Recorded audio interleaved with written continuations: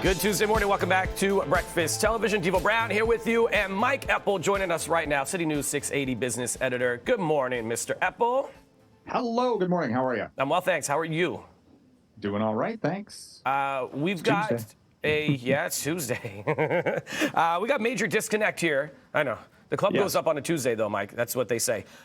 Salaries and cost of living, there is a disconnect, and it is major right now.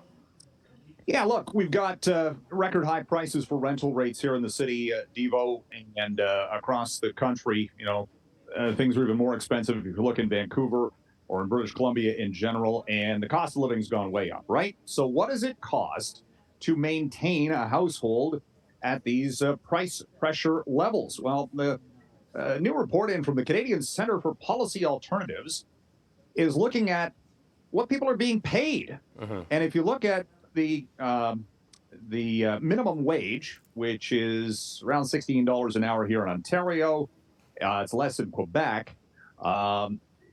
This report indicates just to afford the rent, you'd have to be making $33 an hour for a one-bedroom, which is, again, twice the minimum wage. Yeah. $40 minimum wage for a two-bedroom in Ontario. And Toronto, it's off the chart. And this report also says, this doesn't even take into account what's happened in the past year for inflation and interest rates. Oh, it's even higher than their study is indicating. Which, it continues to go higher and higher. And as you mentioned, like, that is unreal. Like, more than double. There is a huge disconnect right now. Now, again, the other thing, I was trying to delve into this report a little bit, going, okay, is that one person affording a two-bedroom apartment, or are you splitting the cost between a family of four? However, there's probably some nuance here. Nevertheless, what the minimum wage is and the affordability crisis in some categories here, big gap between the two. Doesn't match up at all. With that inflation update coming on later today, and then that grocery strike that's possibly happening, right? Yeah, we'll have the monthly cost of living report for June coming up this morning from StatsCan. And then, of course, last week, the Bank of Canada raised interest rates for the 10th time in 18 months because they got to get inflation down to 2%. Well, it's at probably about 3%. And they're forecasting it to be 2% or above that until 2025. Right. Because they've been so close to all of their previous forecasts.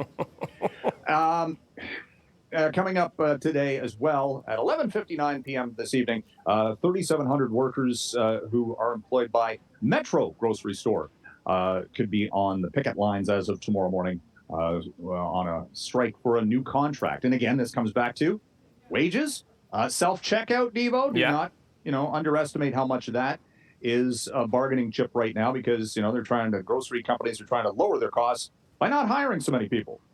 I don't know if it's paying off with this self-checkout thing. Well, that's part of our sound off. We'll get to that in a quick second here, Mike. Ford cutting the price of the all-electric F-150. You mentioned this yesterday a little bit when we saw the Cybertruck from Tesla. What are they doing, and how are they competing with them here? Ford cut the price by $10,000 on the F-150. It's already, that sounds like a lot. It's about 10%. This truck sells at around $100,000, Devo. Wow. $100,000. It's cool. I've ridden in one. It's an awesome vehicle. Yeah, but $100,000.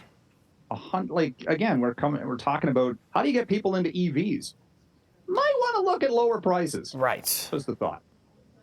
Just a thought. That's it. Mike, we're talking about these grocery stores and checkouts. We're going to wrap up here, but with you sound off coming up, with the self-checkout, if they start having somebody check your receipt on your way out and stop you, Costco style kind of thing, and then go through your items that you purchased to make sure you didn't steal anything in your bag, how do you feel about that?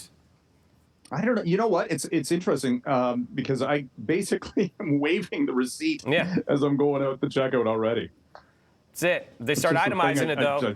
But Mike, like you said, yeah, you raise a good point. Well, I mean, hasn't Costco been kind of doing that? Well, I mean, they're pretty lax on it. Maybe get used to it. Yeah, get it. Yeah, they do kind of go, and then they do the little smiley face. Yeah, get a cashier. That helps it somehow. I don't know. Yeah, figure it out. Mike Eppel, thank you so much. Yeah. Thank you. All right, we'll check in with you tomorrow. There you go.